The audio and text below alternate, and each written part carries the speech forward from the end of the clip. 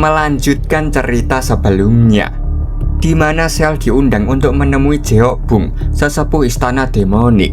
Ketika Sel menolak tawaran yang diajukan, tatapan Jeokbung langsung menajam dan ia menuntut alasan dibalik keputusan itu. Setelah mendengar penjelasan Sel, Jeokbung tertawa terbahak. Gelombang energi internalnya menggelegar, menghantam tubuh Sel tanpa ampun. Tubuh Sel seketika bergetar, organ dalamnya terguncang hebat, hingga darah perlahan merembes dari sela giginya. Namun tekanan itu segera mereda ketika tawa sang sesepuh berhenti. Jeokbung menerima alasan Sel dan menyatakan bahwa ia akan menunggu pilihan bocah itu 3 tahun ke depan. Percakapan pun berakhir. Sel meninggalkan Inner Hall dan melangkah cukup jauh hingga mencapai area pasar. Di sanalah ia merasakan kehadiran asing yang terus mengikuti dari belakang. Tanpa menunjukkan reaksi berlebihan, Sel mengamati pergerakan itu dengan ekor matanya, lalu memutuskan untuk lebih dulu mencari senjata di pandai besi. Setelah mendapatkan sebuah pedang, ia meninggalkan area pasar dengan langkah tenang dan berhenti di sebuah tempat sepi, di mana rerumputan tinggi menjulang dan menutup pandangan. Di sana, Sel memanggil sosok yang mengikutinya untuk menampakkan diri. Angin tiba-tiba berdesir kencang, mengguncang ilalang dan rerumputan tinggi. Dari balik gerakan itu, satu sosok muncul dan memuji ketajaman pengamatan Sel. Namun belum sempat suasana mereda, 5 sosok lain muncul, bermunculan dari balik bayangan semak, membentuk gabungan rapat dari segala arah. Sel kini berdiri sendirian, dikelilingi 6 asasin. Salah satu dari mereka mengangkat bilahnya dan menyatakan niat untuk membunuh Sel sebelum Sel tumbuh menjadi bibit demonik yang akan menghancurkan dunia persilatan dalam 3 tahun ke depan. Sel menatap mereka tanpa berkedip, tidak ada rasa takut, tidak ada keraguan. Ia menyampaikan bahwa ia tidak mengenal mereka dan tidak berniat membunuh siapapun, lalu memperingatkan agar mereka menyarungkan pedang dan pergi. Namun para asasin itu tetap tak bergeming.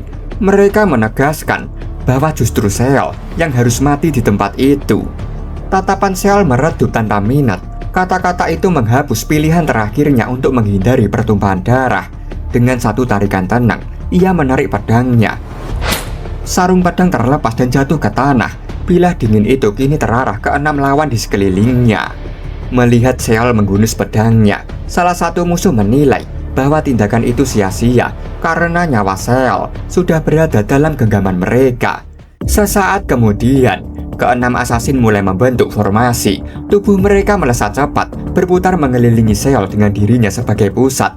Mata Sel terus bergerak, mengikuti setiap pergeseran posisi. Dalam benaknya, ia menilai apakah ke-6-nya akan menyerang secara bersamaan atau bergantian. Beberapa asasin lebih dulu menerjang. Bilah pedang mereka mengarah lurus ke tubuh Sel. Sel menangkis serangan-serangan itu dengan cekatan. Namun belum sempat bernafas, 2 orang lain segera menyusul dari sisi berbeda. Sel mundur selangkah untuk menghindar, tapi di belakangnya, seorang asasin lain sudah menunggu. Pedangnya diayunkan tanpa ragu.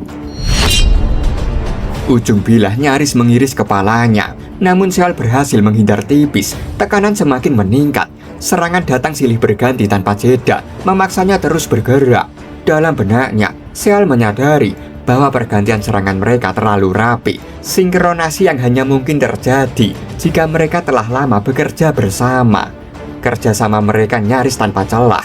Namun Sel memandang melalui lensa bispet. Ia menangkap sesuatu yang berbeda. Di balik keselarasan gerak itu, terdapat ketimpangan kekuatan yang jelas di antara mereka. Tatapannya menajam. Sebuah celah kecil telah ditemukan. Tiba-tiba, Sel menghentikan langkah mundurnya. Dalam sekejap, ia justru melesat maju, menebas ke arah salah satu asasin yang paling lemah. Leher asasin itu terputus, darah memercik ke udara saat tubuhnya roboh ke tanah. Salah satu dari mereka terkejut, tak menyangka Sel mampu membaca kelemahan formasi pedang pamungkas sekte Wudang. Kecemasan segera menyebar. Dalam benak mereka muncul dugaan bahwa istana demonik mungkin telah mengajarkan cara mematahkan formasi sekte ortodoks kepada para 10 Demon Master. Tanpa memberi waktu berkabung, mereka segera mengubah susunan. Formasi ketiga terbentuk, 3 orang di depan Sel dan 2 lainnya menutup dari belakang. Seol mengangkat pedangnya dengan tenang. Baginya, perubahan formasi itu tidak membawa arti. Dari pergerakan mereka yang kembali maju, ia melihat dengan jelas bahwa kelemahan itu tetap sama. Perbedaan keterampilan di antara mereka tidak akan pernah hilang. Seol menarik nafas dalam, menyambut serangan yang datang. Dua tebasan beruntun dilepaskan, keduanya mengarah tepat ke leher masing-masing musuh. Dalam sekejap, dua tubuh tumbang ke tanah, nyawa mereka terputus tanpa sempat melawan. Para asasin mulai diliputi kecemasan ketika menyadari bahwa Seol jauh lebih kuat dari perkiraan mereka. Salah satu dari mereka menilai bahwa Istana Demonik telah memberikan informasi palsu. Berdasarkan laporan yang mereka terima, Seol seharusnya tidak memiliki kemampuan pedang yang menonjol. Darah menciprat ketika Seol mengayunkan bilahnya. Dalam sikap tenangnya, ia menegaskan bahwa apa yang ia lakukan bukanlah teknik bela diri atau seni pedang tingkat tinggi. Semua gerakan itu hanyalah naluri bertahan hidup. Ia menyampaikan bahwa para penyerangnya kalah bukan karena kurangnya teknik, melainkan karena terlalu percaya diri dalam pertarungan yang mempertaruhkan nyawa. Salah satu asasin mulai berkeringat dingin. Dalam hati, keyakinan nama mereka telah runtuh. Selama ini, mereka selalu menganggap diri sebagai pemburu, sementara musuh hanyalah mangsa. Mereka percaya bahwa selama fokus pada target, tidak ada yang tak bisa mereka bunuh.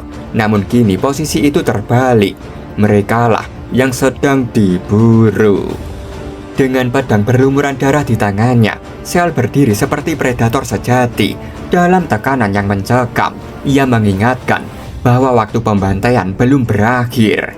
Kecemasan semakin menular. Salah satu asasin akhirnya menilai bahwa Seol berada di luar dugaan mereka. Ia menyarankan untuk mundur, melaporkan kegagalan ini, dan mengumpulkan kekuatan yang lebih besar.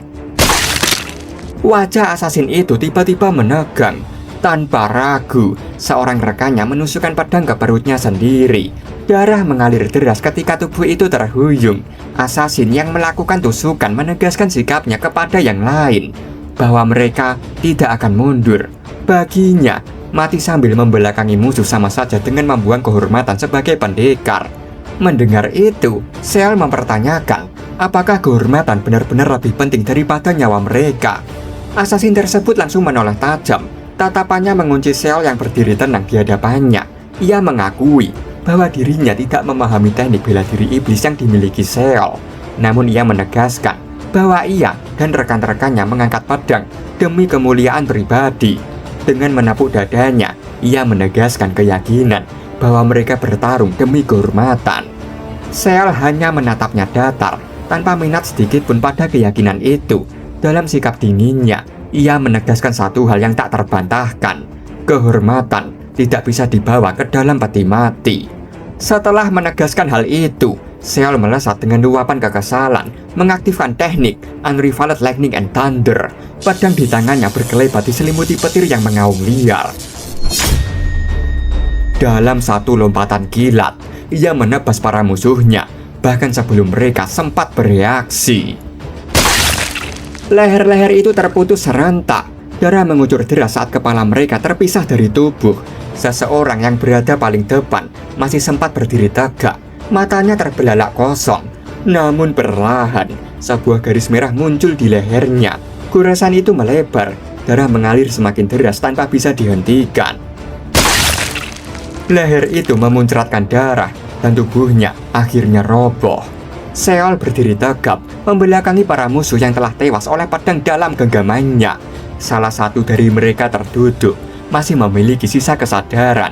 Dengan nafas terputus-putus, ia bergumam lirih sebelum nyawanya benar-benar padam, menegaskan bahwa Seol telah menjadi salah satu dari para iblis itu, dan bahwa ia akan mengutuk Seol bahkan di alam baka sekalipun.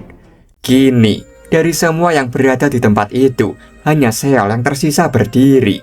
Sosoknya tegak di tengah ladang kematian.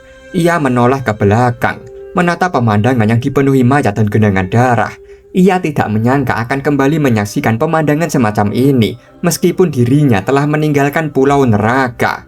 Kesadaran itu kembali menghantamnya. Tempat ia berdiri sekarang pun tidak berbeda. Ini tetap neraka, tanpa jalan keluar dari siklus kebencian dan kehormatan yang menjijikkan. Namun Seol juga memahami satu hal, Inilah harga yang harus dibayar, karena ia memilih menapaki jalan balas dendam, sebuah karma yang tak bisa dihindari. Tak lama setelah pertarungan berakhir, suara derap kuda terdengar mendekat dari kejauhan. Benar-benar pemandangan yang sungguh gila. Suara itu membuat Seol langsung menoleh ke arah sumbernya. Di belakangnya, sebuah kereta kuda telah berhenti. Pintu kereta terbuka dan seseorang melangkah keluar. Baekyeon muncul dari dalam kereta, menyapa Seol yang berdiri di tengah pembantaian. Dalam sekejap, Seol pun langsung mengenali wajah pria itu.